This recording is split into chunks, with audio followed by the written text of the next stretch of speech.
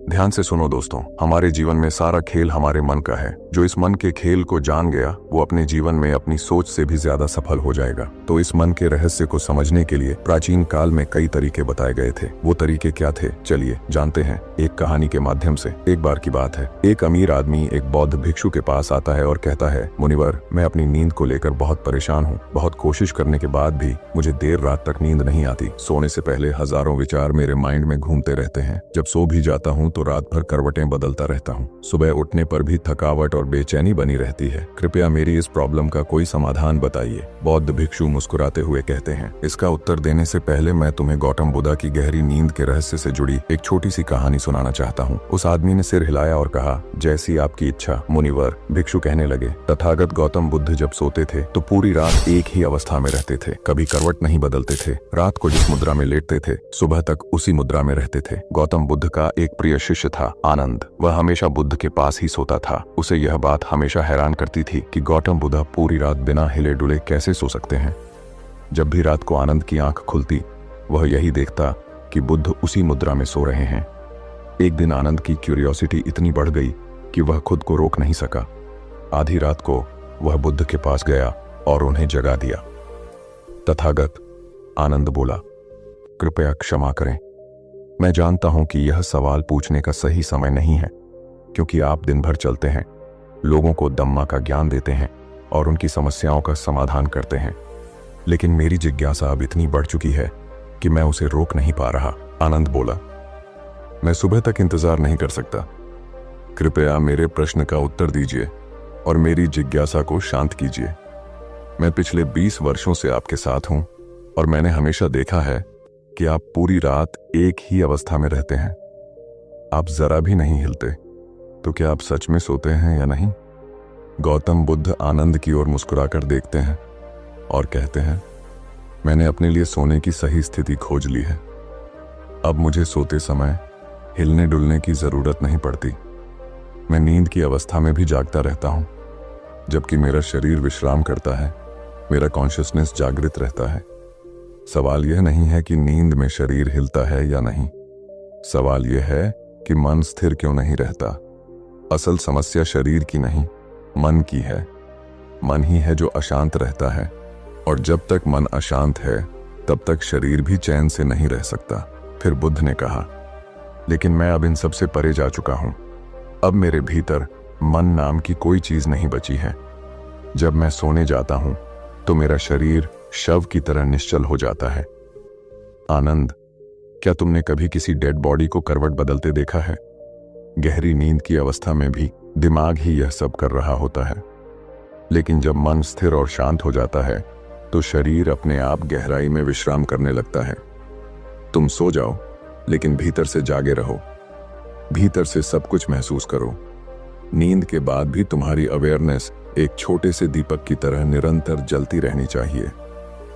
कहानी समाप्त करने के बाद भिक्षु ने उस अमीर आदमी से कहा, एक एनलाइटेंड बीइंग न सिर्फ अपने शरीर को पूरी जागरूकता से देखता है, बल्कि अपने माइंड को भी देखता है। वह ऐसे ही नहीं सोता जैसे एक सामान्य व्यक्ति सोता है। जब एक सामान्य व्यक्ति सोता है तो वह पूरी तरह बेहोश हो जाता है। उसे यह भी नहीं पता चलता कि वह कब सो गया, इसलिए वह अपने ड्रीम्स भी नहीं चुन पाता। लेकिन जब एक बुद्ध व्यक्ति सोता है तो वह भीतर से होश में होता है। जिस तरह दिन में उसकी आंखें खुली होती हैं, वैसे ही नींद में भी उसकी अवेयरनेस जगी रहती है। इसीलिए कहा जाता है, एक बुद्धा कभी नहीं सोता। जब एक सामान्य व्यक्ति सो जाता है तो वह नहीं जानता कि वह कब सोया। लेकिन अगर तुम उस छोटे से क्षण को पकड़ सको जब नींद तुम्हारे करीब आ रही हो और तुम उसमें भी जागे रह सको, तो कुछ अद्भुत घटित होगा। वहीं से जागरूकता की यात्रा शुरू होती है।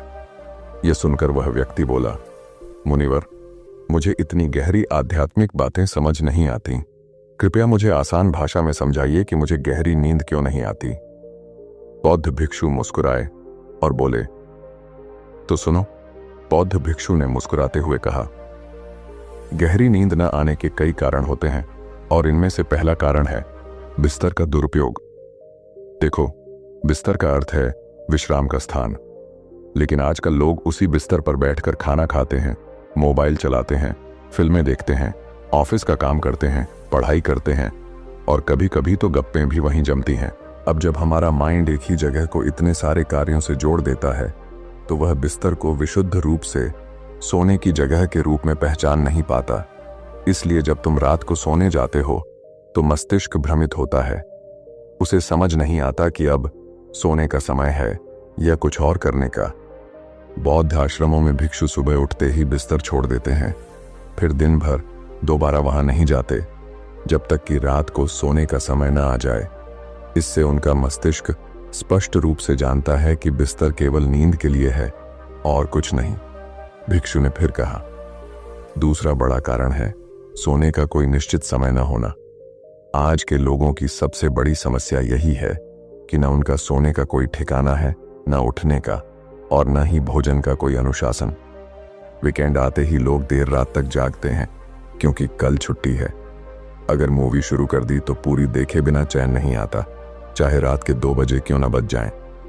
धीरे धीरे ये आदतें शरीर की बायोलॉजिकल घड़ी को बिगाड़ देती हैं। फिर नींद न आना, थकान, चिड़चिड़ापन, ये सब उसके परिणाम हैं। बौद्ध भिक्षु हर दिन एक निश्चित समय पर हल्का भोजन करते हैं और उस समय का पालन करते हुए सो जाते हैं। उनकी ये सादी जीवन शैली उन्हें गहरी नींद और मानसिक शांति देती है। तीसरा कारण, भिक्षु बोले, सोने से पहले नकारात्मक विचारों में डूब जाना। जब हम बिस्तर पर लेटे होते हैं और दिन भर की चिंताओं को दोहराते हैं तो हमारा सबकॉन्शियस माइंड उस समय सबसे ज्यादा सक्रिय होता है। वो उस हर विचार को पकड़ लेता है जो हम उस समय सोचते हैं। वो नहीं समझता कि यह अच्छा है या बुरा, वह बस उसे सत्य मानकर उस दिशा में काम करने लगता है। इसलिए अगर तुम सोने से पहले अपने दुख, गुस्से, डर और परेशानियों को सोचते हो तो सुबह उठते ही वही तुम्हारे साथ होंगे, क्योंकि माइंड उन्हें दोहराना शुरू कर देगा। भिक्षु ने कहा, इसलिए हर रात सोने से पहले उन चीजों के बारे में सोचो जिन्हें तुम पाना चाहते हो, उन लोगों के बारे में सोचो जिन्हें तुम प्रेम करते हो, और उन सपनों के बारे में सोचो जो तुम अपने जीवन में साकार करना चाहते हो। रात की यह छोटी आदत तुम्हारी पूरी जिंदगी बदल सकती है। इसके बाद भिक्षु बोले, अब चौथा कारण सुनो, गलत तरीके से सोना। भारत में एक परंपरा रही है कि सिर उत्तर दिशा की ओर करके नहीं सोना चाहिए। क्यों? क्योंकि पृथ्वी का चुंबकीय प्रभाव हमारे शरीर पर असर डालता है। जब सिर उत्तर की ओर होता है तो रक्त का प्रवाह मस्तिष्क की ओर तेजी से बढ़ता है, जो बुजुर्गों या कमजोर शरीर वाले लोगों के लिए खतरनाक हो सकता है। मस्तिष्क की महीन नसों पर ज्यादा दबाव पड़ता है और सिर दर्द, बेचैनी या नींद की खराबी हो सकती है। और हाँ, लोग कैसे भी सो जाते हैं बिना ध्यान दिए कि रीढ़ की हड्डी सीधी है या नहीं। कई लोग पेट के बल या मुड़कर सोते हैं, जिससे शरीर को गहरा विश्राम नहीं मिल पाता। भिक्षु ने कहा, सोना भी एक कला है। जिस प्रकार ध्यान की एक विधि होती है, वैसे ही नींद भी एक अभ्यास है। अगर तुम सोने को साधना की तरह समझो तो नींद तुम्हारे भीतर चमत्कार कर सकती है। बौद्ध भिक्षु ने कहा, सोने की स्थिति का प्रभाव आपकी नींद की गहराई पर बहुत गहरा होता है। बहुत से लोग इस पर ध्यान ही नहीं देते कि वो किस अवस्था में सो रहे हैं, जबकि सही तरीका यह है या तो पीठ के बल सीधे लेटकर सोएं या फिर बाईं करवट लेकर। इससे शरीर के अंगों पर अनावश्यक दबाव नहीं पड़ता और सांस लेने में भी आसानी होती है। बहुत मोटे गद्दे का प्रयोग न करें, ऐसा करने से रीढ़ की हड्डी झुक जाती है, जिससे नींद बार बार टूटती है। और अगर तकिया बहुत मोटा हो तो गर्दन में तनाव आता है, जिससे सिर दर्द और बेचैनी की संभावना बढ़ जाती है। फिर भिक्षु बोले, अब सुनो, गहरी नींद में बाधा डालने वाला पांचवां कारण, भारी, वसायुक्त और देर से पचने वाले भोजन का सेवन। रात में जब हम ऐसे भोजन करते हैं जो शरीर को अधिक ऊर्जा खर्च करने पर मजबूर कर देते हैं, तो नींद की गुणवत्ता स्वतः ही गिरने लगती है। भोजन पचाने में शरीर व्यस्त रहता है और दिमाग विश्राम नहीं कर पाता। इसलिए कोशिश करो कि रात का खाना हल्का हो, जल्दी हो और नींद से कम 2 घंटे पहले हो, ताकि शरीर को समय मिले पाचन के लिए और आप चैन की नींद सो सकें। उस व्यक्ति ने जिज्ञासा से पूछा, मुनिवर, अब मैं ये तो समझ गया कि मुझे नींद क्यों नहीं आती, लेकिन कृपया मुझे कुछ सरल उपाय बताइए जिन्हें अपनाकर मैं गहरी और सुकून भरी नींद ले सकूं। बौद्ध भिक्षु ने शांत स्वर में कहा, मैं तुम्हें कुछ ऐसे उपाय बताता हूं जिन्हें तुम रात को सोने से पहले या सुबह उठने के बाद कर सकते हो। ये सभी उपाय तुम्हें नहीं करने हैं। इनमें से कोई 2 या 3 चुन लो जो तुम्हें सबसे ज्यादा सहज लगें। अगर ईमानदारी से अभ्यास करोगे तो न सिर्फ नींद सुधरेगी बल्कि जीवन में एक नई ऊर्जा आएगी। भिक्षु ने पहला उपाय बताया, रात को सोने से पहले गुनगुने पानी से स्नान कर लो। यह शरीर को शांत करता है और दिन भर की थकान को धो देता है। स्नान के बाद शरीर और मन दोनों हल्के हो जाते हैं और नींद भी जल्दी आती है। तुमने देखा होगा, नहाने के बाद व्यक्ति थोड़ा अधिक प्रसन्न और ताजा महसूस करता है, क्योंकि पानी हमारे शरीर का मूल तत्व है और उसमें शुद्धता होती है। दूसरा उपाय, अगर संभव हो तो अपने शयन कक्ष में रात को जैविक तेल में भीगी हुई रुई से बना दीपक जलाओ। यह न केवल वातावरण को शुद्ध करता है बल्कि मन में सकारात्मकता भर देता है। दीपक की लौ हमारी अंतर चेतना को भी जागृत करती है। तीसरा उपाय, सोने से पहले 1 गिलास पानी पिए, न ज्यादा ठंडा न ज्यादा गर्म। यह शरीर को भीतर से संतुलित करता है। चौथा उपाय, बिस्तर पर जाने से ठीक पहले कुछ पल ध्यान करो। कोई कठिन प्रक्रिया नहीं, बस आंखें बंद करो और अपनी सांसों को महसूस करो। शांत रहो और अपने मन में कृतज्ञता भर लो उन सभी चीजों के लिए जो तुम्हारे पास है। जैसे ही तुम कृतज्ञता के भाव में सोओगे, तुम्हारा मन नकारात्मकता से मुक्त हो जाएगा और तुम्हें वो शांति मिलेगी जिसकी तुम्हें लंबे समय से तलाश थी। दोस्तों, वीडियो में आगे बढ़ने से पहले एक छोटी सी बात, कृपया कमेंट में जरूर बताएं कि आप इस वीडियो को कहां से देख रहे हैं, ताकि हम आपको दिल से धन्यवाद दे सकें। और हां दोस्तों, इस बात का खास ध्यान रखें कि इस वीडियो को देखना नहीं, ध्यान से सुनना ज्यादा जरूरी है, क्योंकि समझ देखने से नहीं, सुनने और महसूस करने से आती है। तो कृपया अपना पूरा ध्यान इस कहानी पर केंद्रित करें। अब आइए बढ़ते हैं आज की प्रेरणादायक कहानी की ओर। बौद्ध भिक्षु बोले, रात को सोने से पहले एक और सरल परंतु गहरा अभ्यास करो। अपने दिन को याद करो, उन सभी कार्यों को जो तुमने अच्छे भाव से किए। अपने भीतर यह भाव जगाओ कि तुमने किसी के लिए कुछ किया, भले ही वह छोटा हो। फिर अपने अंतर्मन से कृतज्ञता प्रकट करो, अपने शरीर, जीवन और सांसों के लिए। और अंत में यह भी स्वीकार करो कि तुम नश्वर हो। यह जीवन एक दिन समाप्त होगा, शायद आज ही। जब तुम यह मानकर सोते हो कि यह जीवन क्षण भंगुर है, तो फिर छोटी छोटी बातों की चिंता करना व्यर्थ लगने लगता है। तब तुम्हारा मन गहराई से शांत होता है और नींद एक ध्यान बन जाती है। भिक्षु ने आगे कहा, सुबह जब तुम जागो तो सबसे पहले अपने दोनों हाथों को आपस में रगड़ो, फिर उन्हें अपनी आंखों पर रखो। यह शरीर को धीरे धीरे जगाता है और तुम्हारी ऊर्जा को केंद्रित करता है। फिर हमेशा दाएं करवट से उठो। यह शरीर की संरचना के अनुकूल होता है और प्राचीन यौगिक परंपरा में इसे शुभ माना गया है। रात को जल्दी सोने की आदत बनाओ। यदि तुम जल्दी सोओगे तो सुबह आसानी से उठ पाओगे और तुम्हारी नींद पूरी होगी। ये सब बातें साधारण लग सकती हैं, लेकिन इनका अभ्यास जीवन को असाधारण बना देता है। उस व्यक्ति ने बौद्ध भिक्षु की सीखों को ध्यान से सुना। उसकी आंखों में एक नई समझ की चमक आ चुकी थी। उसने विनम्रता से प्रणाम किया और भिक्षु का आभार व्यक्त किया, फिर शांति के साथ वहां से चला गया। और अब दूसरी कहानी की शुरुआत होती है। मन का खेल, जो समझ गया वह बदल गया। एक समय की बात है, बंगाल की खाड़ी के किनारे बसे एक शांत और हरे भरे गांव में भैरव नाम का एक युवा लड़का रहता था। जब भी कोई उसे नकारात्मक प्रतिक्रिया देता या असफलता उसके रास्ते में आती, तो वह तुरंत चिंता और तनाव में डूब जाता। उसका विश्वास था कि यदि वह पर्याप्त प्रसिद्ध, सफलता और धन कमा ले तो उसे सच्ची खुशी मिल जाएगी। लेकिन जितना वह बाहरी चीजों के पीछे दौड़ता, उतना ही वह मानसिक रूप से थक जाता। एक दिन अचानक शक्ति का सामना महाकौशल नामक एक महान संत से हुआ, जो महात्मा बुद्ध के शिष्य और एक कुशल ध्यान साधक थे। महाकौशल की उपस्थिति में असीम शांति थी, जिसने शक्ति को गहराई से प्रभावित किया। शक्ति ने उनसे पूछा, गुरुदेव, मैं निरंतर कुछ पाने की दौड़ में लगा हूं, परंतु न जाने क्यों कभी संतुष्ट नहीं होता। मेरा मन हर समय बेचैन रहता है।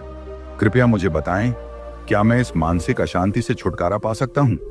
महाकौशल मुस्कुराए और बोले, तुम्हारा मन एक उफनती नदी की तरह है, हर पल कुछ न कुछ बहा ले जाती है, पर कभी शांत नहीं होती।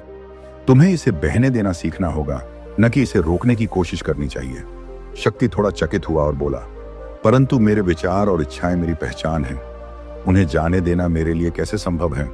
महाकौशल ने एक सरल दृष्टांत दिया। कल्पना करो कि तुम्हारे हाथ में पानी से भरा एक गिलास है। जैसे जैसे तुम उसे पकड़े रहते हो, उसका भार महसूस होने लगता है। थोड़ी देर बाद वह बोझ बन जाता है और हाथ में पीड़ा होती है। यदि तुम उस गिलास को नीचे रख दो तो वह पीड़ा तुरंत समाप्त हो जाती है। उसी प्रकार तुम्हारे विचार और इच्छाएं भी बोझ हैं। जब तक तुम उन्हें पकड़े रहोगे वे तुम्हें पीड़ा देंगे, लेकिन यदि तुम उन्हें स्वीकार करके जाने दोगे तो तुम्हें गहराई से राहत मिलेगी। भैरव ध्यान से सुन रहा था। उसके भीतर कुछ हल्का होने लगा था, मानो कोई बोझ जिसे वह वर्षों से ढो रहा था धीरे धीरे पिघलने लगा हो। बुद्ध ने कहानी को आगे बढ़ाया। उस दिन के बाद शक्ति ने अपने विचारों को पकड़ना बंद कर दिया।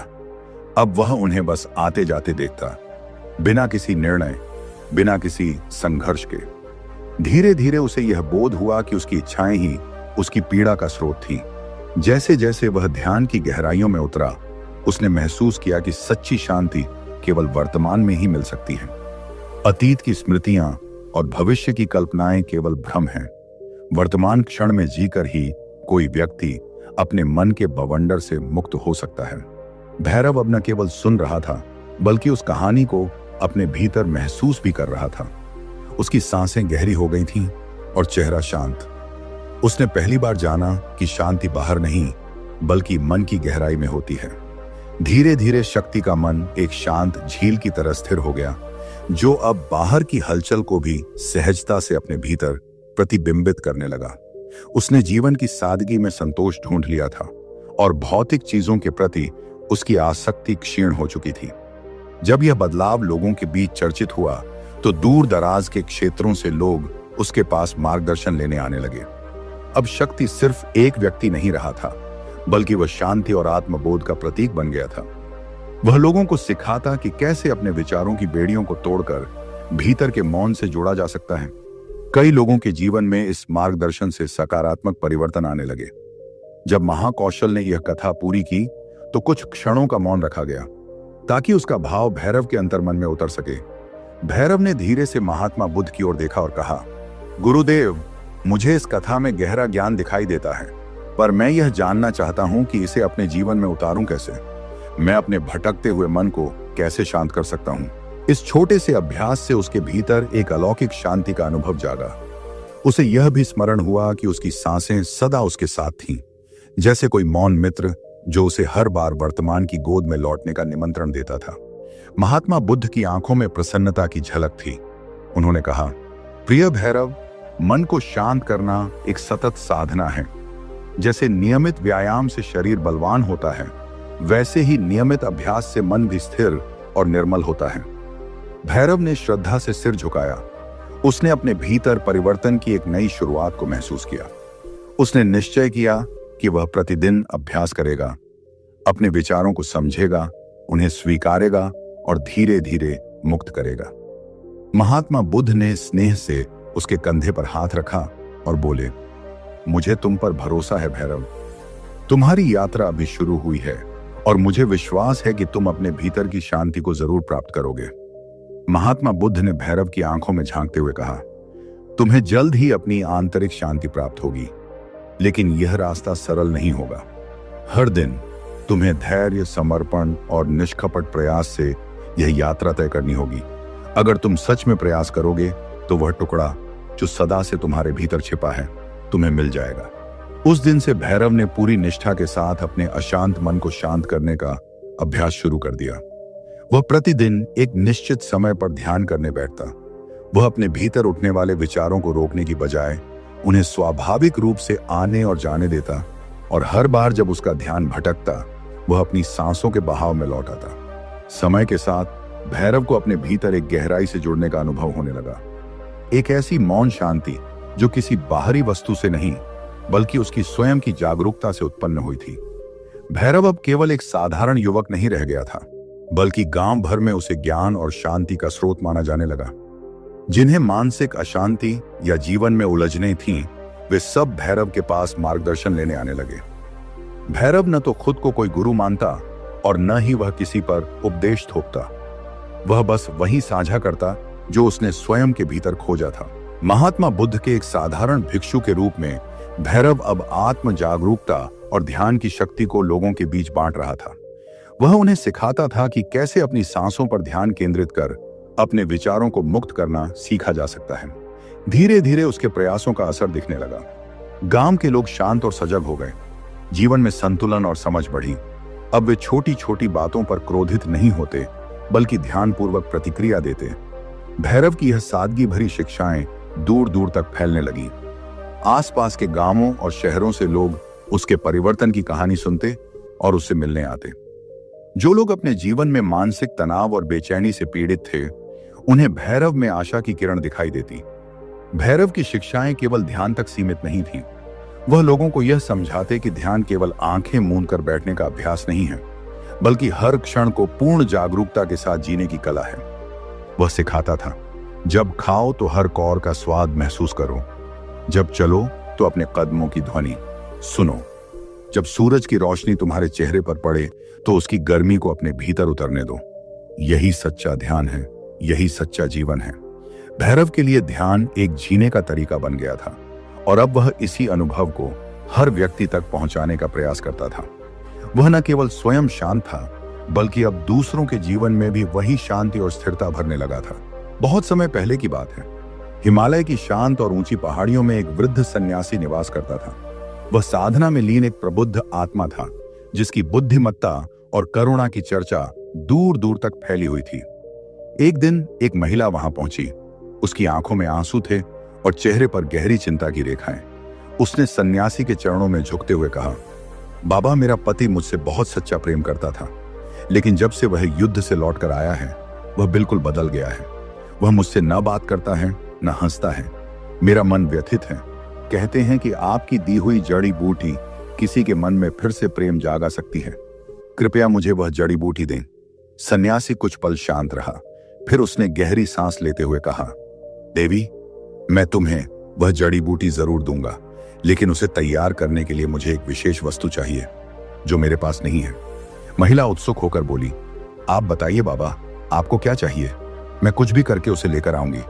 सन्यासी ने गंभीर स्वर में कहा, मुझे बाघ की मूंछ का एक बाल चाहिए। महिला अचकचा गई, पर हिम्मत न हारते हुए उसने सिर हिला दिया और अगली सुबह ही जंगल की ओर निकल पड़ी। दिन भर की खोजबीन के बाद नदी किनारे एक बाघ उसे दिखाई दिया। बाघ ने जैसे ही उसे देखा, जोर से दहाड़ा।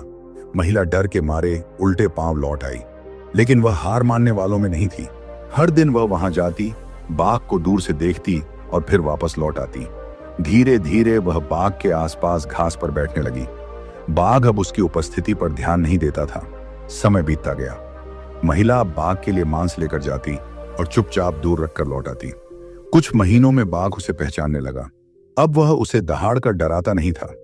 एक दिन महिला ने बाघ के पास जाकर उसका सिर सहलाया और बाघ ने कोई प्रतिरोध नहीं किया। धीरे धीरे वह इतना साहसी हो गई कि उसने एक दिन बाघ की मूंछ से एक बाल सावधानी पूर्वक निकाल लिया। उसका चेहरा खुशी से चमक उठा।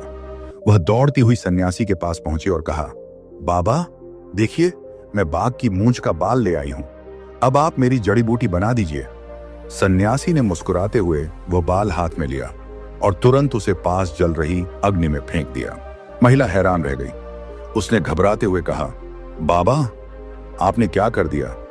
उस बाल को लाने में मैंने कितनी कठिनाइयां झेली हैं, कितनी मेहनत की है, और आपने उसे जला दिया। सन्यासी शांत स्वर में बोले, बेटी, अब तुम्हें किसी जड़ी बूटी की आवश्यकता नहीं है। जिस धैर्य, प्रेम और समर्पण से तुमने बाघ का विश्वास जीता, वही तुम्हारे पति के लिए भी उपयोग करो। तुम्हारे भीतर जो शक्ति है, वही असली जड़ी बूटी है। बहुत पहले की बात है।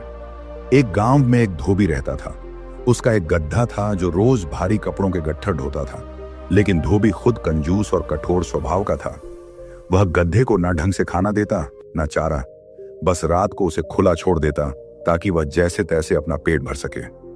एक रात गधा बहुत थक कर जंगल की ओर भटक गया। वहीं उसकी मुलाकात एक चालाक गीदड़ से हुई। गीदड़ ने उसकी हालत देखी और पूछा, मित्र, तुम इतने दुर्बल क्यों हो? गधा बोला, दिन भर काम करता हूं, लेकिन खाने को कुछ नहीं मिलता। रात को अंधेरे में इधर उधर भटकना पड़ता है, पेट खाली ही रह जाता है। गीदड़ मुस्कुराया और बोला, तो समझो अब तुम्हारी मुश्किलें खत्म। पास में ही एक सब्जियों का बाग है जहां तरह तरह की ताजी सब्जियां उगती हैं। खीरा, ककड़ी, गाजर, मूली, बैंगन, सब कुछ।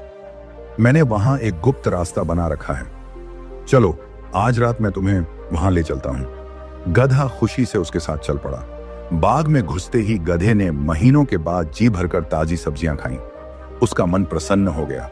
सुबह होने से पहले वे वापस लौट गए, गीदड़ जंगल की ओर और गधा अपने मालिक के पास। अब यह हर रात का सिलसिला बन गया। दोनों एक तय जगह मिलते, बाग में घुसते, पेट भर खाते और लौट जाते। कुछ ही हफ्तों में गधे की सेहत में चमत्कारी बदलाव आ गया।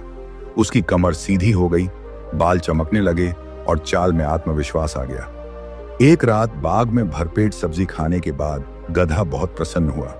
उसने आंखें बंद की, सिर उठाया और कान फड़फड़ाते हुए बोला, मित्र गीदड़, मेरा दिल गाने को कर रहा है। सोच रहा हूं कि ढेंचू राग में कुछ सुना दूं।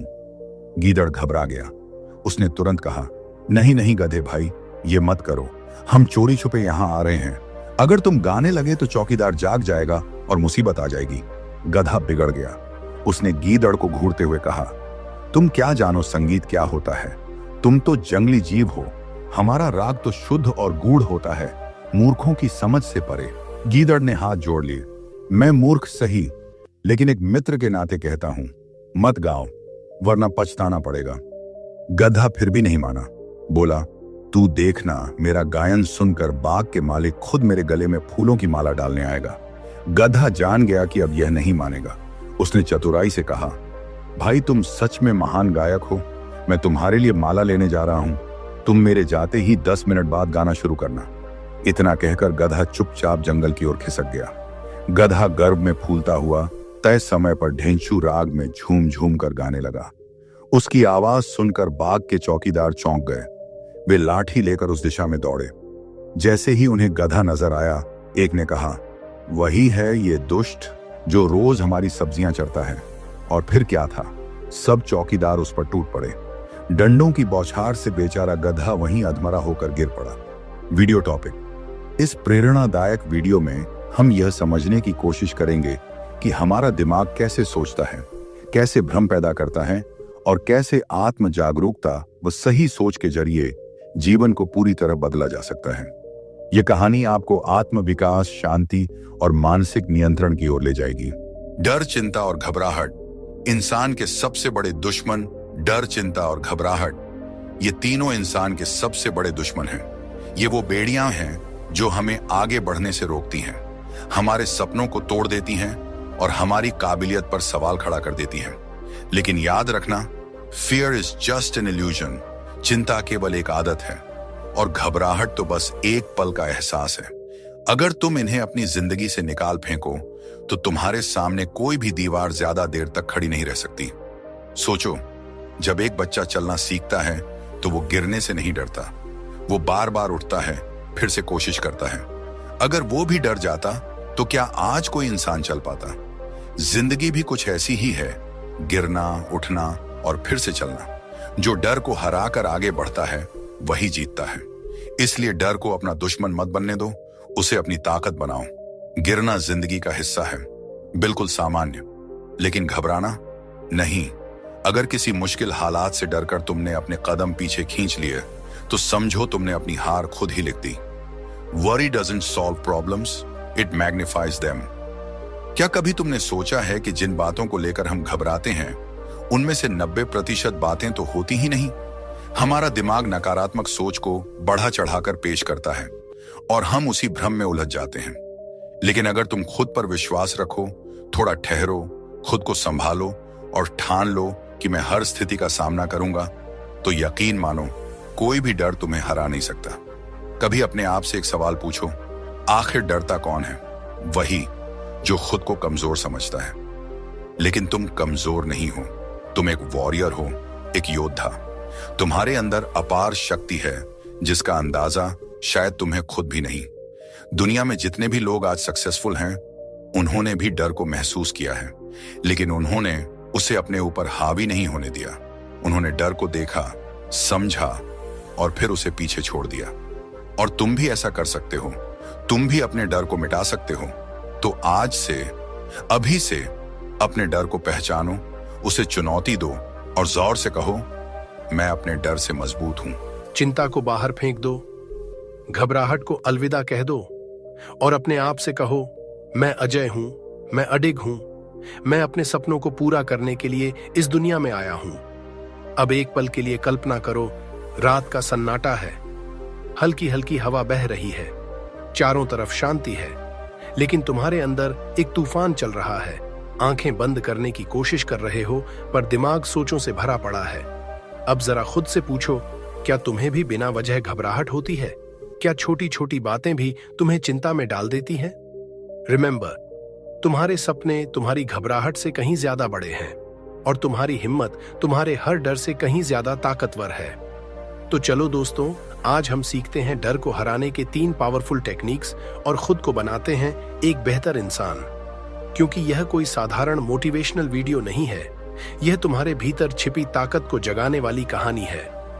यहां आप जानेंगे कुछ ऐसे साइकोलॉजिकल ट्रिक्स, बुद्ध और महान विचारकों के सिद्धांत और रियल लाइफ एग्जाम्पल्स जो आपकी सोच और जीने का तरीका हमेशा के लिए बदल सकते हैं।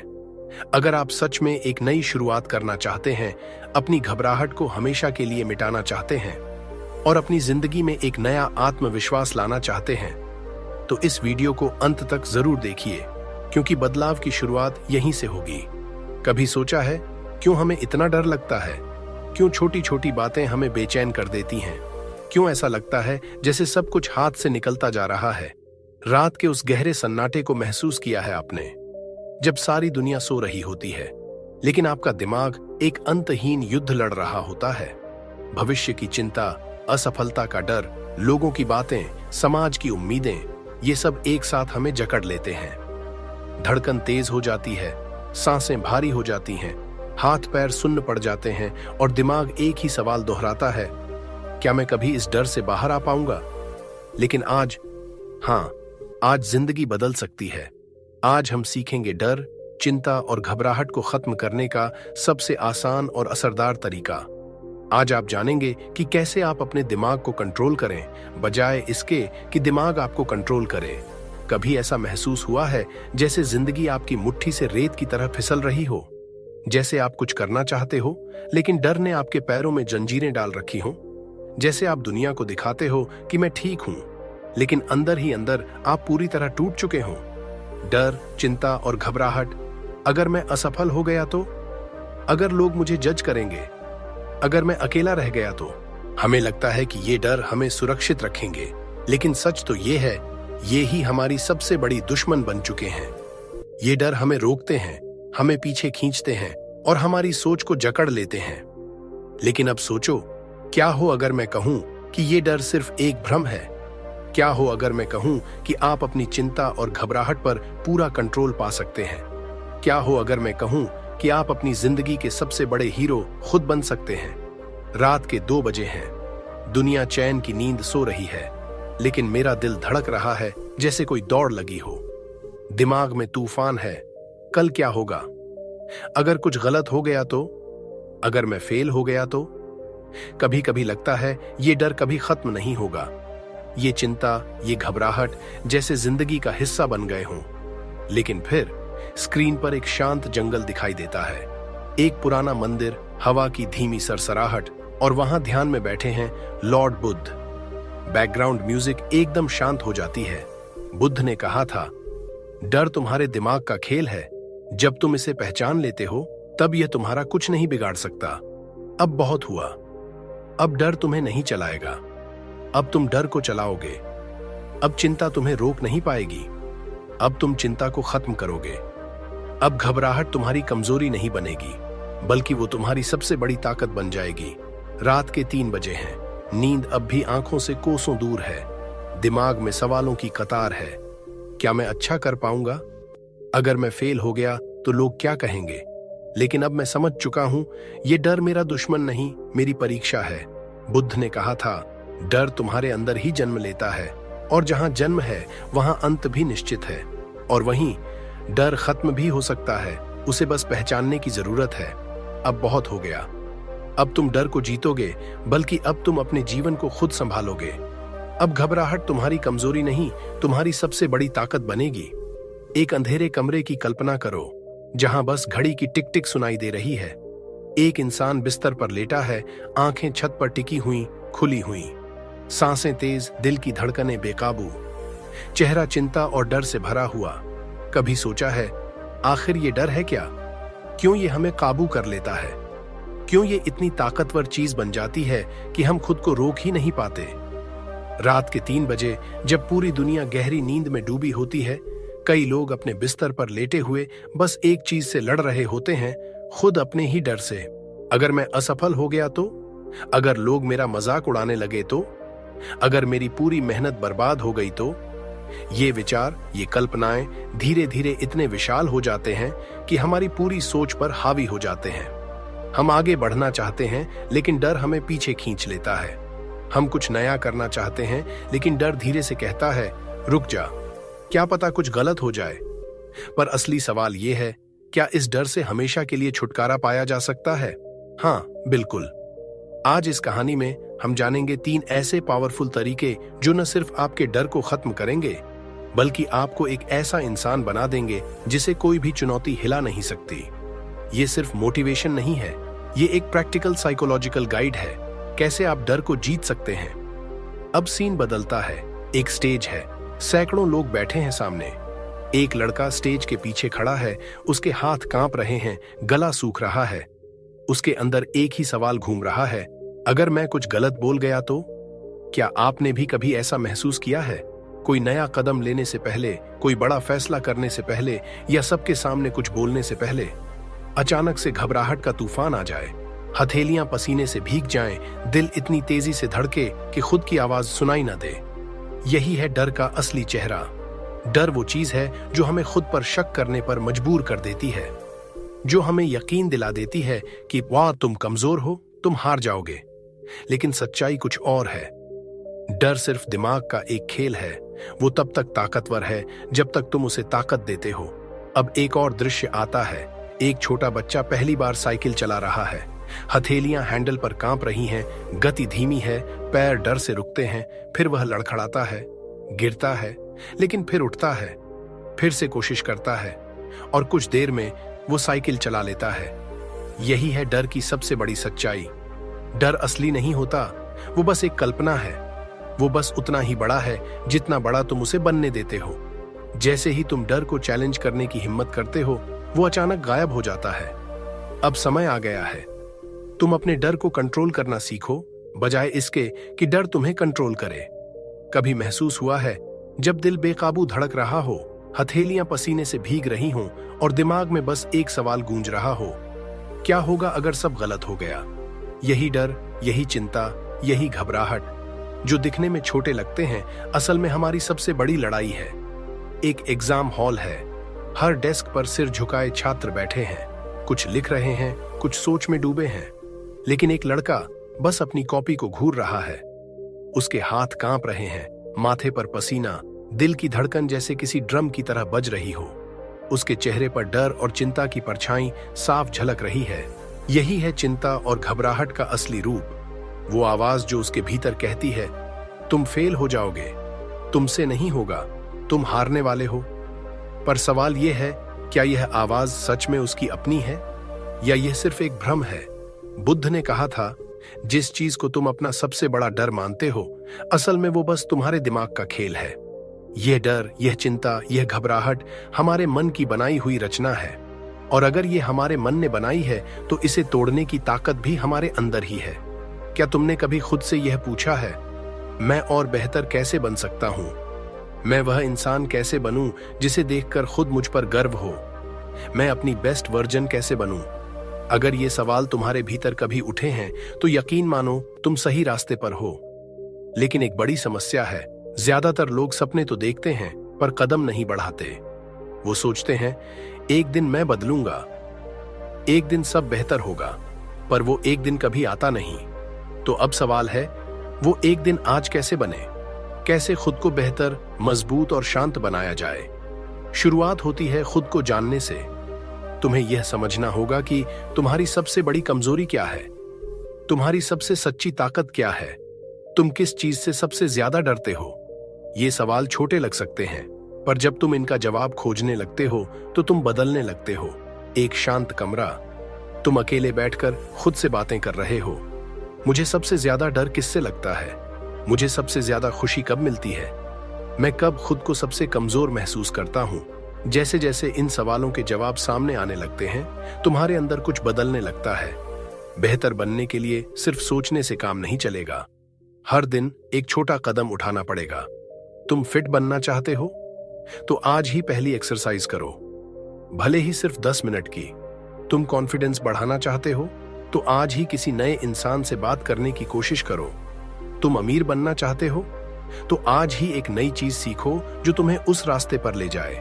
हर दिन एक छोटा कदम धीरे धीरे तुम्हें उस मुकाम तक पहुंचा सकता है जिसका तुमने कभी सिर्फ सपना देखा था। अब दृश्य बदलता है, एक आदमी किताब पढ़ रहा है, दूसरा पसीने से तरबतर जिम में मेहनत कर रहा है, तीसरा अपने लैपटॉप पर कुछ नया सीख रहा है। सभी में एक चीज समान है, धैर्य। कोई भी इंसान एक दिन में महान नहीं बनता, हर सफलता के पीछे सालों की मेहनत होती है। तो अगर तुमने ठान लिया है कि मैं खुद को बेहतर बनाऊंगा, तो फिर किसी भी असफलता को अपनी रुकावट मत बनने दो। हर दिन मेहनत करो, हर दिन थोड़ा और सुधार लाओ, हर दिन अपने डर को थोड़ा और कमजोर करो। क्योंकि जिस दिन तुम पूरी तरह बदल जाओगे, लोग कहेंगे यह इंसान कुछ अलग है। तो अब फैसला तुम्हारे हाथ में है। क्या तुम तैयार हो खुद को बेहतर बनाने के लिए? क्या तुम वो एक दिन आज से शुरू करना चाहते हो? अगर हाँ, तो आज से तुम्हारी जिंदगी बदलने वाली है। बहुत समय पहले की बात है। मगध राज्य का एक प्रसिद्ध नगर था, विहारापुर। ये नगर अपनी समृद्धि, व्यापार और सांस्कृतिक वैभव के लिए जाना जाता था। वहीं एक धनी व्यापारी रहता था, वसुदेव। वसुदेव केवल धनवान ही नहीं था, बल्कि अत्यंत दयालु और परोपकारी भी था। उसकी पत्नी सुमित्रा और पुत्र आदित्य भी धर्मपरायण और सरल हृदय थे। परंतु वसुदेव के मन में एक सवाल हमेशा खटकता रहता था, मोह और ममता का बंधन क्या कभी टूट सकता है? क्या सच्चा त्याग संभव है? वह कई विद्वानों और साधुओं से मिला, बहस की, चर्चाएं की, पर मन को तसल्ली नहीं मिली। एक दिन नगर में एक प्रसिद्ध बौद्ध भिक्षु पधारे, महात्मा आनंद। वे गौतम बुद्ध के प्रिय शिष्य माने जाते थे। उनकी आंखों में शांति, चेहरे पर तेज और वाणी में ऐसी करुणा थी कि सुनने वाला मंत्रमुग्ध हो जाए। वसुदेव ने निश्चय किया, अब की बार वह अपने प्रश्न का उत्तर अवश्य पाएगा। उसने महात्मा आनंद को अपने घर आमंत्रित किया। सादा भोजन हुआ, वातावरण शांत था। भोजन के बाद वसुदेव ने हाथ जोड़कर पूछा, गुरुदेव, मैं जानना चाहता हूं, क्या त्याग का मतलब है अपनी संपत्ति को छोड़ देना? क्या सब कुछ त्याग देना ही सच्ची मुक्ति है? महात्मा आनंद मुस्कुराए। उनकी मुस्कान में गहरा अर्थ छुपा था। उन्होंने धीरे से कहा, वसुदेव, त्याग का अर्थ केवल बाहरी चीजों को छोड़ना नहीं है। सच्चा त्याग वह है जब तुम मन से छोड़ते हो, जब तुम किसी चीज को पकड़कर नहीं रखते, जब तुम परिणामों से बंधे नहीं रहते, तब तुमने वास्तव में त्याग किया है। वसुदेव थोड़े उलझे, पर कैसे गुरुदेव? हम घर, परिवार, धन, इनसे जुड़ जाते हैं, कैसे संभव है मन से त्याग करना? महात्मा आनंद ने उत्तर में एक कहानी सुनाई। एक बार एक यात्री रेगिस्तान में भटक गया। उसके पास एक थैली थी जिसमें कुछ सिक्के थे। उसे प्यास लगी थी, पर वह सिक्कों की थैली को इतना कसकर पकड़े था कि पानी की तलाश में भी वह थैली नहीं छोड़ रहा था। कुछ दूर एक कुआं मिला, लेकिन रस्सी खींचने के लिए दोनों हाथ चाहिए थे, पर वह थैली छोड़ने को तैयार नहीं था। अंततः वह प्यास से बेहोश हो गया। जब उसे होश आया तो उसने पहली बार सोचा, अगर मैंने यह थैली थोड़ी देर के लिए ही छोड़ दी होती तो मैं जिंदा रह सकता था।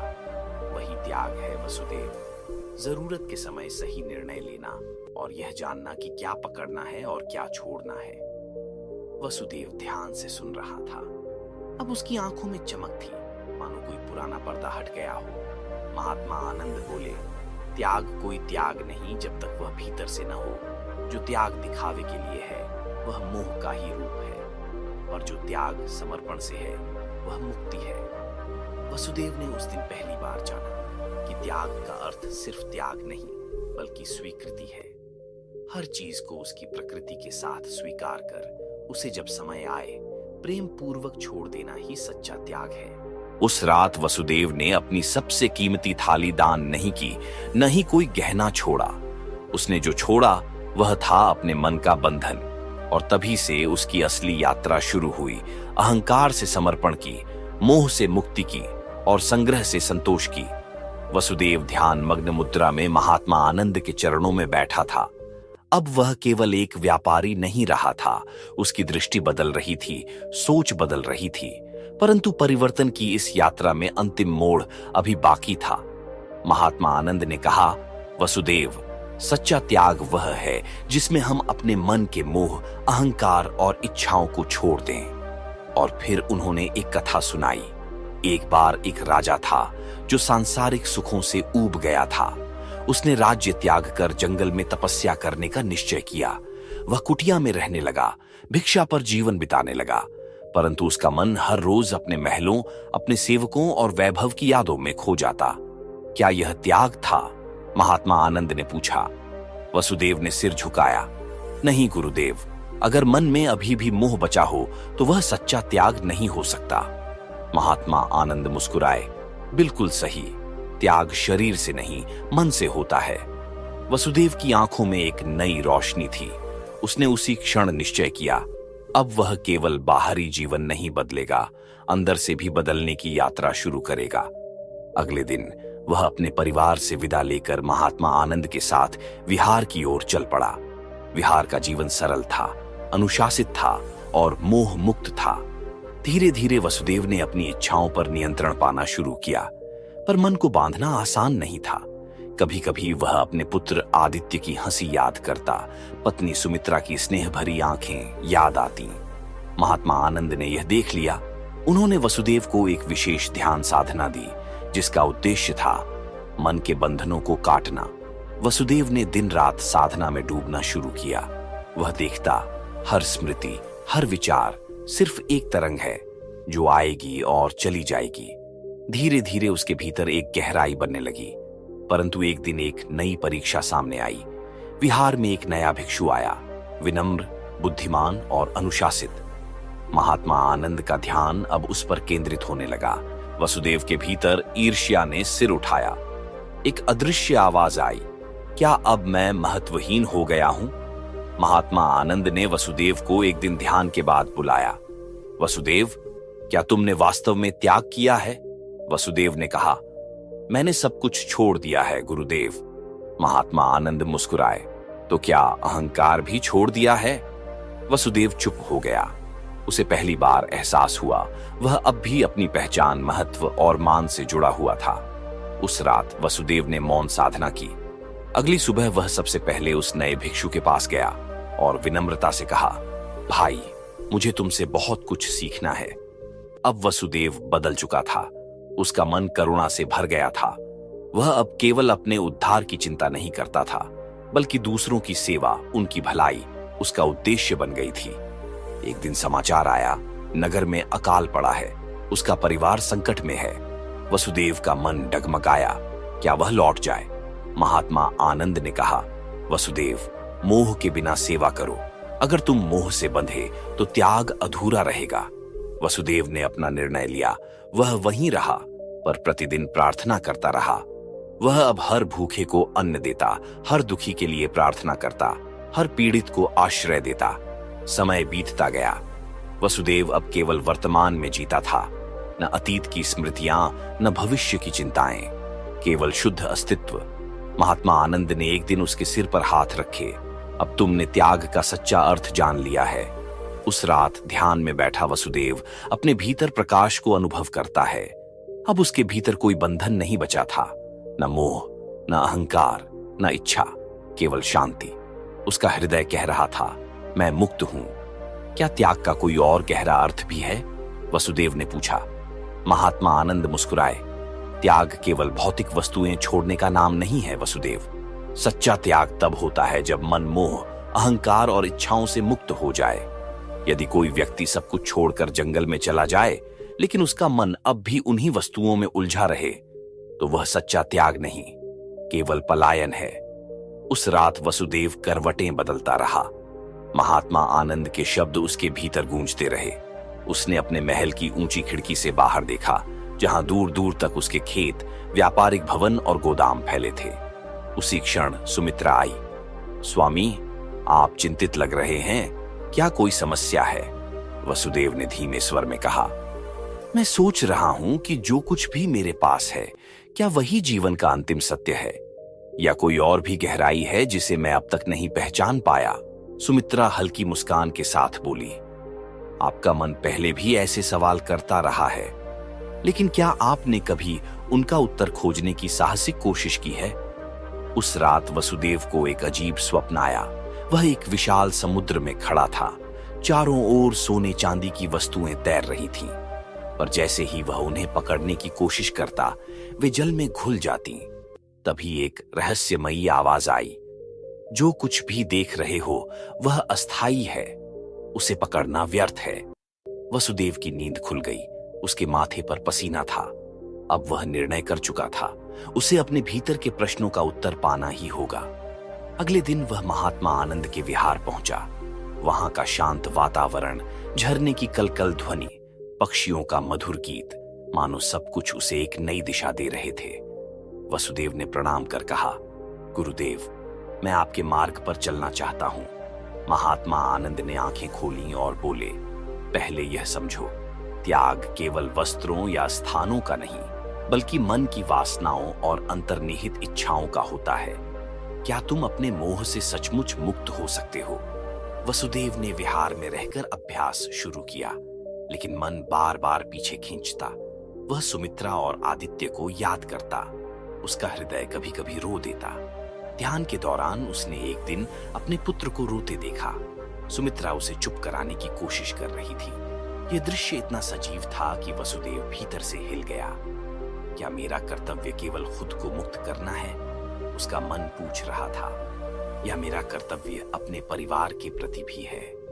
महात्मा आनंद ने उसकी बेचैनी भांप ली। मोह हमेशा परीक्षा लेता है वसुदेव। अगर तुम्हारा हृदय अब भी बंधनों में है तो तुम्हारा त्याग अधूरा है। अब अगला चरण शुरू हुआ। महात्मा आनंद ने उसे वन में एकांत साधना के लिए भेजा। प्रकृति की गोद में जाओ और खुद को भीतर से शुद्ध करो। वसुदेव झरने के पास एक कुटिया बनाकर रहने लगा। वह कठोर तप करता, ध्यान में लीन रहता। उसका शरीर क्षीण हो गया, पर आत्मा मजबूत होने लगी। कभी कभी उसे लगता वन के प्राणी उससे संवाद कर रहे हैं। कभी वह अपने भीतर अजीब सी आकृतियां देखता, जो शायद उसके पुराने संस्कार थे। एक तूफानी रात उसकी साधना को तोड़ने आई, पर इस बार वह डगमगाया नहीं। उसने संकल्प किया, अब पीछे नहीं लौटूंगा। एक दिन एक वृद्ध भिक्षु उस वन में आया। उसने पूछा, पुत्र, तुम क्या खोज रहे हो? वसुदेव ने उत्तर दिया, मैं त्याग का सच्चा अर्थ समझना चाहता हूं। वृद्ध मुस्कुराया, त्याग कोई स्थान बदलना नहीं, बल्कि मन की आसक्ति को त्यागना है। वसुदेव के भीतर जैसे कोई पर्दा हट गया। समय बीतता गया। साल दर साल वसुदेव भीतर से निर्मल होता गया, लेकिन अंतिम परीक्षा अब भी बाकी थी। एक दिन एक भिक्षु दौड़ते हुए आया। तुम्हारे नगर में अकाल पड़ा है, लोग भूख से मर रहे हैं, तुम्हारा परिवार भी संकट में है। वसुदेव का मन कांप उठा। क्या मुझे लौट जाना चाहिए? क्या यह मेरा कर्तव्य है, या मेरी साधना अब टूटी मानी जाएगी? महात्मा आनंद ने शांत स्वर में कहा, त्याग का अर्थ यह नहीं कि तुम कर्तव्य से भागो। सच्चा त्याग वह है जब तुम मोह से रहित होकर निष्काम भाव से कार्य करो। वसुदेव अपने नगर लौट गया, लेकिन अब वह पहले जैसा नहीं था। उसने सभी की सेवा की, अपने परिवार की मदद की, लेकिन बिना किसी लालच या मोह के। लोगों ने पूछा, तुम इतने वर्षों में क्या लेकर लौटे हो? वसुदेव ने उत्तर दिया, मैं कुछ लेकर नहीं लौटा, मैं बहुत कुछ छोड़कर लौटा हूं, अपना मोह, अहंकार और वासनाएं। समय के साथ वसुदेव ने संन्यास धारण किया। एक दिन गहन ध्यान में उसे आत्मज्ञान प्राप्त हुआ। अब वह जान चुका था, जीवन का सच्चा सुख भूत या भविष्य में नहीं, बल्कि इसी क्षण में है। महात्मा आनंद ने उसे आशीर्वाद देते हुए कहा, अब तुम्हारी यात्रा पूर्ण हुई। अब तुम स्वयं के वास्तविक स्वरूप को जान चुके हो। एक शांत रात थी। चांदनी महल की छत पर बिछी थी और हवा में हल्की नमी थी। राजकुमार सिद्धार्थ टहलते हुए अपने गुरु देवदत्त के पास रुके और पूछा, गुरुदेव, क्या जीवन केवल इन भौतिक सुखों और विलासिता तक ही सीमित है, या इससे परे भी कोई ऐसी खुशी है जो कभी समाप्त नहीं होती? देवदत्त ने गंभीर स्वर में उत्तर दिया, राजकुमार, सच्चा सुख मन की शांति में है, लेकिन यह शांति केवल वही पा सकता है जो मोह, माया और अहंकार से परे चला गया हो। इन शब्दों ने सिद्धार्थ के अंतर्मन को झकझोर दिया। उन्होंने पहली बार महल से बाहर निकलने का निर्णय लिया। साथ में थे उनके सारथी चंद्रक। नगर भ्रमण के दौरान सिद्धार्थ ने जीवन के वे रूप देखे जो उनके महल की दीवारों से छुपे हुए थे। एक वृद्ध जो चल भी नहीं पा रहा था, एक रोगी जो पीड़ा में कराह रहा था, और एक शव यात्रा जिसमें रोते बिलखते लोग मृत्यु के सामने नतमस्तक थे। यह दृश्य देखकर सिद्धार्थ के भीतर कुछ टूट गया। क्या जीवन का अंत बस इतना ही है? उन्होंने चंद्रका से पूछा। तभी उन्होंने एक शांत चित्त भिक्षु को देखा। उसके चेहरे पर एक दिव्य तेज था, जैसे उसने संसार के दुखों से कोई गहरा सबक लिया हो। यह कौन है? सिद्धार्थ ने पूछा। चंद्रक ने कहा, यह एक सन्यासी है जिसने सांसारिक बंधनों को छोड़ दिया है और अब सत्य की खोज में है। रात को सिद्धार्थ सो नहीं सके। उनके मन में प्रश्नों का सागर उमड़ पड़ा था। यदि अंत सबका एक जैसा है, वृद्धावस्था, बीमारी और मृत्यु, तो इस जीवन का वास्तविक उद्देश्य क्या है? लेकिन यह रास्ता आसान नहीं था। एक ओर था उनका कर्तव्य, राज्य, माता पिता, पत्नी यशोधरा और नवजात पुत्र राहुल। दूसरी ओर था एक गहरी पुकार, आत्मज्ञान की। एक रात जब सारा महल नींद में डूबा था, सिद्धार्थ अपनी पत्नी और पुत्र को अंतिम बार देखने उनके कक्ष में गए। हृदय भारी था, लेकिन संकल्प और भी गहरा। सारथी चंद्रक के साथ उन्होंने महल छोड़ दिया। आकाश में केवल तारे थे और सामने एक अज्ञात रास्ता। जंगल गहरा था, रात रहस्यमयी, लेकिन सिद्धार्थ का मन निश्चय से प्रज्वलित था। क्या आपको परिवार को छोड़ने का दुख नहीं हो रहा? चंद्रक ने पूछा। सिद्धार्थ मुस्कुराए। यदि मैं इन बंधनों से मुक्त नहीं हुआ तो मेरी खोज अधूरी रह जाएगी। मैं उस सत्य की तलाश में हूं जो मृत्यु के पार है। नदी किनारे पहुंचकर सिद्धार्थ ने अपने शाही वस्त्र, गहने और मुकुट को जल में प्रवाहित कर दिया। अपने लंबे केश काटकर वे एक साधारण सन्यासी बन गए। अब मेरी यात्रा अकेली होगी, उन्होंने चंद्रका से कहा। माता पिता को बताना कि मैं सत्य की खोज में निकला हूं। चंद्रक की आंखें नम थीं, लेकिन उसने आज्ञा का पालन किया। अब सिद्धार्थ एक नए मार्ग पर थे, एक ऐसी यात्रा जो आत्मा की गहराइयों में उतरने वाली थी। पहले उन्होंने योगाचार्य आलार कलाम से शिक्षा ली, ध्यान की ऊंची अवस्था पाई, लेकिन वह अंतिम समाधान नहीं था। क्या यही अंतिम सत्य है? सिद्धार्थ ने पूछा।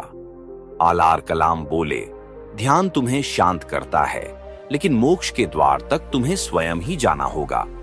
इसके बाद सिद्धार्थ ने संत उदक रामपुत्र से शिक्षा ली। यहां भी ज्ञान मिला, लेकिन संतोष नहीं। अंततः उन्होंने कठोर तपस्या का मार्ग चुना। 5 अन्य सन्यासियों के साथ उन्होंने खुद को भूख, प्यास और शरीर की पीड़ा में झोंक दिया। कई दिन वे केवल एक मुट्ठी अन्न या जल पर जीवित रहे, लेकिन फिर भी मन को वह उत्तर नहीं मिला जिसकी उन्हें तलाश थी। एक दिन वे एक वृक्ष के नीचे बैठे ध्यान कर रहे थे। पास ही एक संगीत शिक्षक अपने शिष्य को वीणा सिखा रहा था।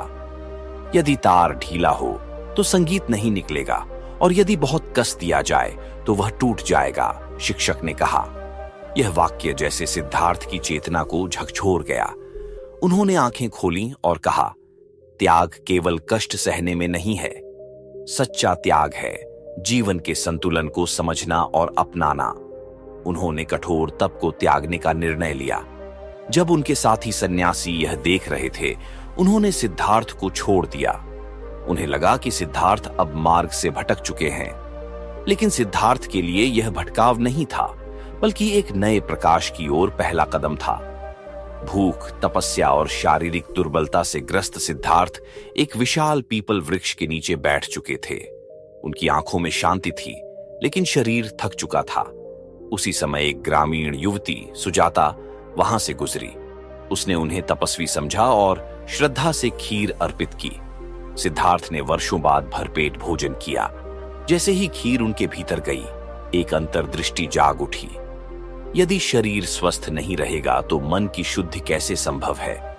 उन्होंने उस पीपल वृक्ष के नीचे बैठते हुए एक महान संकल्प लिया। जब तक मैं परम सत्य को नहीं जान लेता, तब तक इस आसन से नहीं उठूंगा।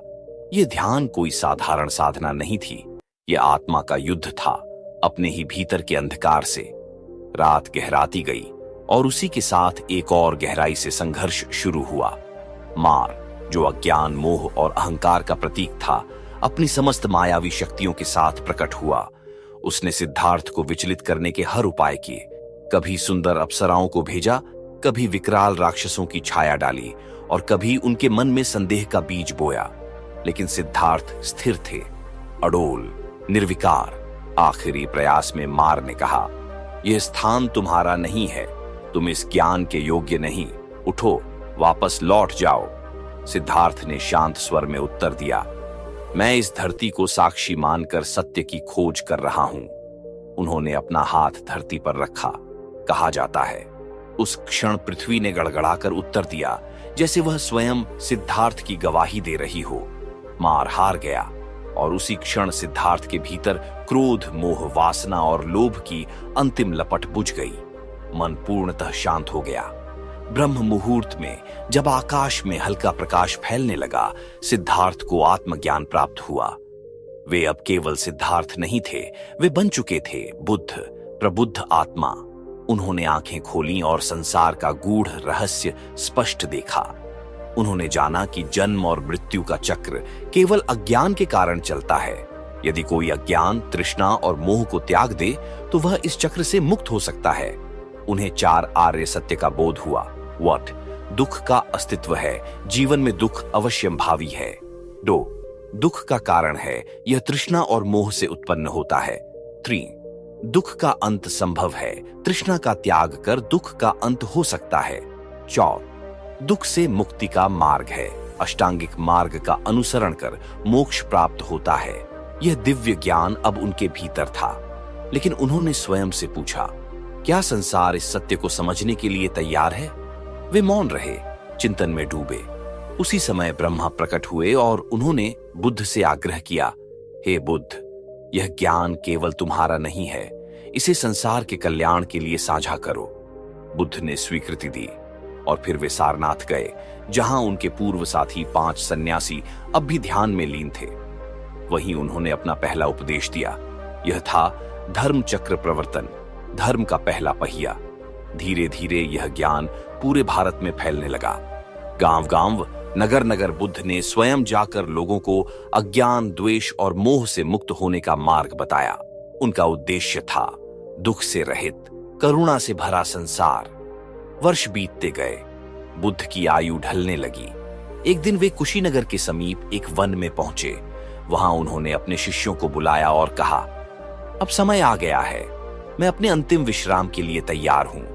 परंतु ध्यान रखना, जो उत्पन्न होता है वह नष्ट भी होता है। सत्य को जानो, उसे जियो, यही मार्ग है। शिष्य अश्रुपूरित आंखों से उन्हें देख रहे थे, लेकिन बुद्ध शांत थे, स्थिर। उन्होंने अंतिम वचन कहे, मेरा शरीर नश्वर था, पर मेरी शिक्षा अमर है, जीवित रखना। इसके बाद वे ध्यान में लीन हो गए और पूर्ण निर्वाण को प्राप्त कर लिया। उनका शरीर मिट गया, लेकिन उनकी चेतना अमर हो गई। बुद्ध की विदाई कोई मृत्यु नहीं थी, वह था एक युग का अंत और चेतना का नव प्रारंभ। आज भी उनके शब्द हमें यही सिखाते हैं, त्याग का अर्थ केवल वस्तुओं से नहीं, बल्कि अपने भीतर के अज्ञान, मोह और अहंकार से मुक्ति पाना है। यही है उनकी अंतिम विदाई की सबसे सच्ची सीख। अब चलिए दोस्तों, आज हम एक ऐसे रहस्य की बात करने जा रहे हैं जिसे जानकर तुम अपने भाग्य को बदल सकते हो। दिन भर की थकान के बाद भी तुम्हारा दिमाग पूरी तरह शांत नहीं होता, बल्कि यही वह पल होता है जब तुम्हारा अवचेतन मन सबसे ज्यादा सक्रिय होता है। लेकिन क्या तुमने कभी सोचा है, अगर इसी वक्त तुम अपने अवचेतन मन को सही बात कहो तो तुम्हारी पूरी जिंदगी बदल सकती है। हाँ, तुमने बिल्कुल सही सुना। तुम्हारे सपने, तुम्हारा भविष्य, तुम्हारी किस्मत सभी इसी पल में प्रोग्राम किए जा सकते हैं। लेकिन एक बात ध्यान रखो, अवचेतन मन हर किसी की बात नहीं सुनता। यह केवल उनकी बात मानता है जो इसे सही शब्दों और सही इरादे से निर्देश देते हैं। अगर तुमने गलत शब्द चुने तो यही अवचेतन मन तुम्हारे खिलाफ काम कर सकता है। इसलिए जो आज मैं तुम्हें बताने वाला हूं वह कोई जादू नहीं, बल्कि एक विज्ञान है। वैज्ञानिक भी मानते हैं कि सोने से ठीक पहले का समय हमारे अवचेतन मन को प्रोग्राम करने का सबसे प्रभावी क्षण होता है, क्योंकि जैसे ही चेतन मन शांति में जाता है, अवचेतन मन अपने पूर्ण नियंत्रण में आ जाता है। और यही कारण है कि सोने से पहले कहे गए शब्द हमारे भीतर गहराई तक उतर जाते हैं। ये हमारे विचारों, भावनाओं, यहां तक कि हमारे भाग्य को भी बदल सकते हैं। अब सवाल उठता है, तुम्हें सोने से पहले क्या कहना चाहिए? वो कौन से वाक्य हैं जो तुम्हारे अवचेतन मन को दिशा दे सकते हैं? और वो कौन सी गलतियां हैं जो तुम्हें हर हाल में टालनी चाहिए? मैं तुम्हें बताने वाला हूं 5 ऐसे वाक्य जो अगर तुम हर रात दोहराओ तो तुम्हारी दुनिया बदल सकती है। लेकिन रुक जाओ, इससे पहले कि मैं वो वाक्य बताऊं, तुम्हें एक अत्यंत जरूरी बात समझनी होगी। यह बात इतनी महत्वपूर्ण है कि अगर तुम इसे न समझे तो चाहे तुम कितनी भी कोशिश करो, तुम्हारा अवचेतन मन तुम्हारी कोई बात नहीं मानेगा। तो सोचो, क्या तुम सच में बदलना चाहते हो? क्या तुम वह सब पाना चाहते हो जो अब तक तुम्हें असंभव लगता था? अगर हां, तो इस वीडियो को अभी बंद मत करना, क्योंकि आगे जो मैं बताने वाला हूं वह तुम्हारी सोच से भी ज्यादा शक्तिशाली है। ये वो रहस्य है जिसे सदियों से सबसे सफल, सबसे समृद्ध और प्रभावशाली लोग जानते आए हैं, लेकिन आम लोगों तक यह कभी पहुंचने नहीं दिया गया। क्यों? क्योंकि अगर हर कोई इसे जान जाए तो कोई भी असफल नहीं रहेगा, कोई भी दुखी नहीं रहेगा। लेकिन अब मैं यह रहस्य तुम्हारे साथ साझा करने वाला हूं। पर याद रखो, सिर्फ जानना काफी नहीं, करना जरूरी है। असल बदलाव तब आएगा जब तुम इसे हर रात अपने अवचेतन मन में डालना शुरू करोगे। और जब तुम इसे सही तरीके से कर लोगे तो खुद को देखकर चौंक जाओगे, क्योंकि तब तुम सोचोगे, क्या सच में यह सब मेरे साथ हो रहा है? अब इससे पहले कि मैं उन 5 वाक्यों का खुलासा करूं, तुम्हें यह समझना जरूरी है कि अवचेतन मन एक सेवक की तरह काम करता है, लेकिन मालिक कौन होगा यह तुम तय करोगे। अगर तुम इसे दिशा नहीं दोगे तो यह तुम्हें दिशा देना शुरू कर देगा।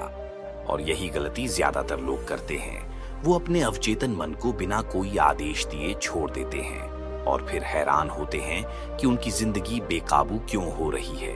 लेकिन अब तुम ऐसा नहीं करोगे, क्योंकि अब तुम्हारे पास वो चाबी है जो ताले भी खोल सकती है और बंद भी। तो अब बिना किसी देरी के तैयार हो जाओ, क्योंकि अब मैं तुम्हें बताने वाला हूं वो 5 शक्तिशाली वाक्य जिन्हें अगर तुम हर रात पूरी निष्ठा और विश्वास से दोहराओ तो तुम्हारा अवचेतन मन एक चमत्कारी चुंबक बन जाएगा।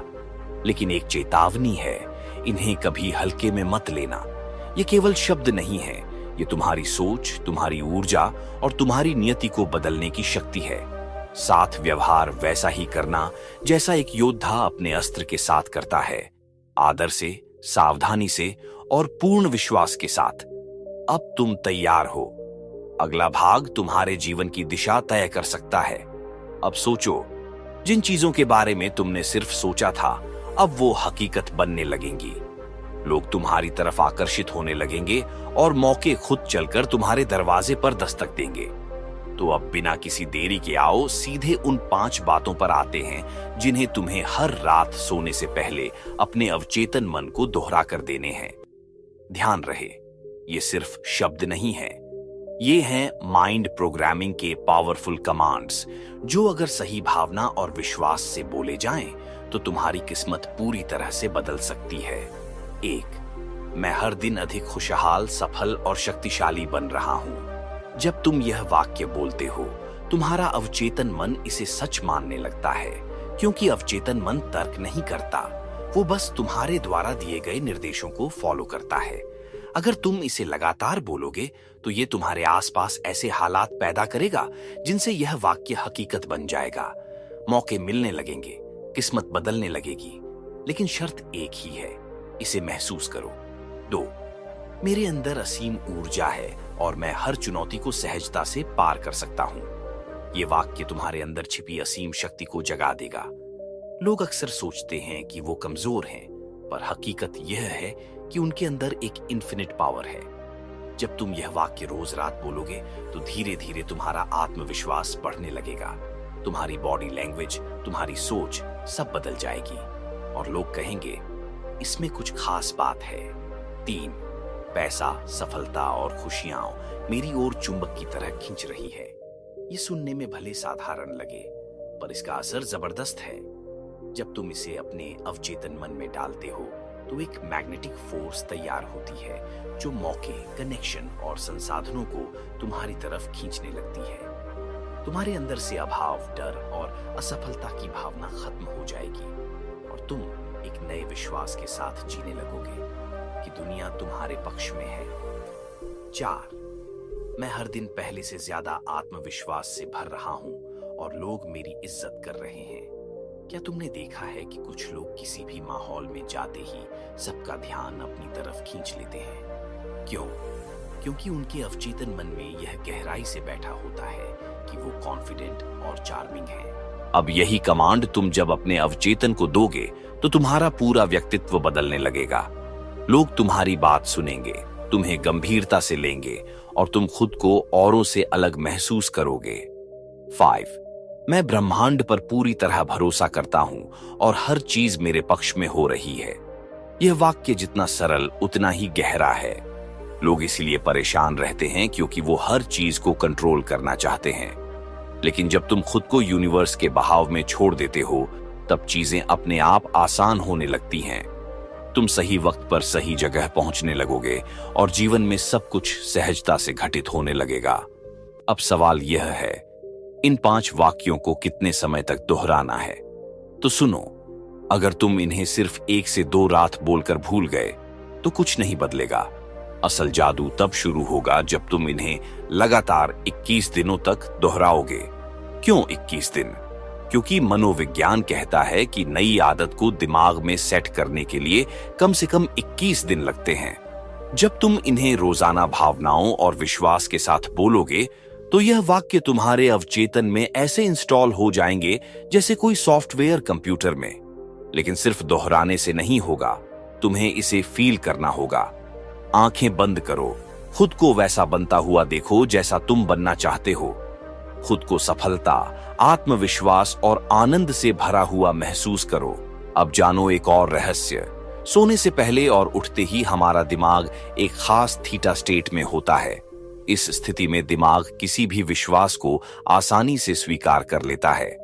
तो यह 5 वाक्य सोने से ठीक पहले और सुबह उठते ही बोलना सबसे अधिक प्रभावी रहेगा। अब सोचो, अगर तुम सिर्फ 21 दिन इस अभ्यास को ईमानदारी से कर लो तो क्या होगा? तुम्हारे सोचने का तरीका बदलेगा, तुम्हारी ऊर्जा बदल जाएगी, तुम्हारा आत्मविश्वास और आकर्षण सब कुछ बदलने लगेगा। लेकिन अब सुनो, एक बहुत बड़ा जाल, ट्रैप है जिसमें ज्यादातर लोग फंस जाते हैं। और अगर तुमने भी ये गलती कर दी तो चाहे तुम 100 दिन यह अभ्यास करो, कोई परिणाम नहीं मिलेगा। मैं तुम्हें बताऊंगा वो सबसे खतरनाक गलती जो लोग इस प्रक्रिया के दौरान कर बैठते हैं और कैसे तुम इससे बच सकते हो। अब आते हैं उस सबसे बड़ी गलती पर जो ज्यादातर लोग इस पूरी प्रक्रिया को अपनाते हुए कर बैठते हैं, शक करना। हाँ, सही सुना तुमने, शक। अगर तुम इन वाक्यों को दोहराते समय अपने भीतर ही भीतर यह सोच रहे हो कि क्या सच में कुछ बदलेगा? ज़ेरेनिया, क्या ये मेरे साथ हो पाएगा? या कहीं मैं खुद को बेवकूफ तो नहीं बना रहा? स्विंगल, तो यकीन मानो तुमने उसी पल अपना जादू खत्म कर दिया। अवचेतन मन बहुत ताकतवर होता है, लेकिन वह तर्क नहीं करता, वह तुम्हारी भावनाओं को पकड़ता है। अगर तुमने शब्द बोले लेकिन भावनाओं में शक था तो वह उस शक को सच मान लेता है। यह ठीक वैसा है जैसे किसी बीज को जमीन में बोकर हर दिन जाकर उसे खोदकर देखना कि वह उगा या नहीं। ऐसा करने से बीज कभी अंकुरित नहीं होगा। वैसे ही यह माइंड प्रोग्रामिंग भी तभी काम करेगी जब तुम उसे पूरा विश्वास देकर करो और छोड़ दो की भावना से अपनाओगे। अब सवाल उठता है, क्या सिर्फ 5 वाक्य बोलना ही काफी है? अगर तुम वाकई में अपनी जिंदगी को पूरी तरह बदलना चाहते हो तो 2 और बातें हैं जिन्हें तुम्हें रोज करना होगा। पहली चीज, विजुअलाइजेशन, दृश्य कल्पना। जब भी तुम ये वाक्य बोलो, अपनी आंखें बंद करो और अपने सपनों की जिंदगी को जीते हुए देखो। अगर तुम सफल बनना चाहते हो तो खुद को सफलता की ऊंचाइयों पर देखो। अगर आत्मविश्वास बढ़ाना चाहते हो तो खुद को स्टेज पर बोलते हुए देखो। अगर प्यार और रिश्ते सुधारना चाहते हो तो अपने मनचाहे इंसान के साथ खुशहाल समय बिताते हुए देखो, क्योंकि अवचेतन मन शब्दों से ज्यादा तस्वीरों पर भरोसा करता है। दूसरी चीज, इमोशंस, भावनाएं। अगर तुम इन वाक्यों को बस रटोगे तो कोई फायदा नहीं होगा। इन्हें पूरी भावना के साथ महसूस करना होगा। जब तुम कहते हो मैं हर दिन ज्यादा सफल हो रहा हूं, तो ऐसा बोलो जैसे अभी अभी तुम्हें एक बड़ी जीत मिली हो। जब कहते हो पैसा और सफलता मेरी तरफ खींच रही है, तो अपने अंदर वह उत्साह महसूस करो जैसे अभी तुम्हें कोई बड़ा ऑफर मिला हो। याद रखो, जितनी गहरी फीलिंग उतना गहरा असर। और अब मैं तुम्हें बताने जा रहा हूं एक गुप्त रहस्य, जिसे जानने के बाद तुम्हारी यह पूरी प्रक्रिया 10 गुना ज्यादा असरदार हो जाएगी। ये तकनीक दुनिया के सबसे सफल, प्रभावशाली और अमीर लोग अपनाते हैं। ये रहस्य है एक्ट एज इफ। जो बनना चाहते हो उसे अभी से महसूस करना शुरू करो। अगर अमीर बनना चाहते हो तो खुद को अमीर जैसा महसूस करो। अगर आत्मविश्वासी बनना चाहते हो तो अभी से वैसे सोचो, वैसे चलो, वैसे बोलो। अगर खुशहाल रहना चाहते हो तो अभी से अपने अंदर वह खुशी पैदा करो। तभी ब्रह्मांड तुम्हारी इस ऊर्जा का जवाब देगा। अब यह समय है कार्रवाई का। ये वीडियो देखकर आगे न बढ़ जाओ, अभी से एक्शन लो। इन 5 वाक्यों को अभी कहीं लिख लो, अपने कमरे में, मोबाइल में, नोटबुक में, जहां भी तुम रोज देख सको। और आज रात से ही इन्हें दोहराना शुरू कर दो, पूरे विश्वास, भावना और कल्पना के साथ। और अगर यह वीडियो तुम्हें थोड़ा भी प्रेरणा, शांति या नया नजरिया दे पाया हो तो इसे लाइक जरूर करो।